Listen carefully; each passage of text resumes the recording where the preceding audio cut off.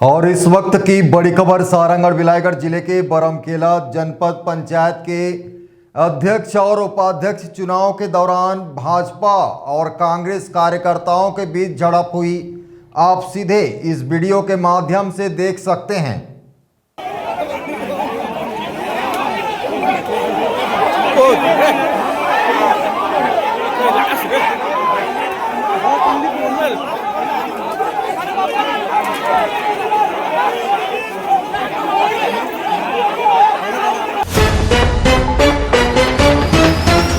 यह घटना भाजपा प्रभारी कैलाश नायक की गाड़ी से जनपद सदस्यों को ले जाने के प्रयास के दौरान हुई, जिससे दोनों पक्षों में विवाद बढ़ गया और मारपीट हो गई।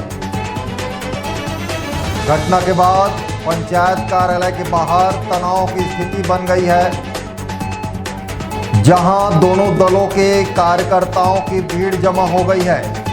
स्थिति को नियंत्रित करने के लिए भारी संख्या में पुलिस बल तैनात किया गया है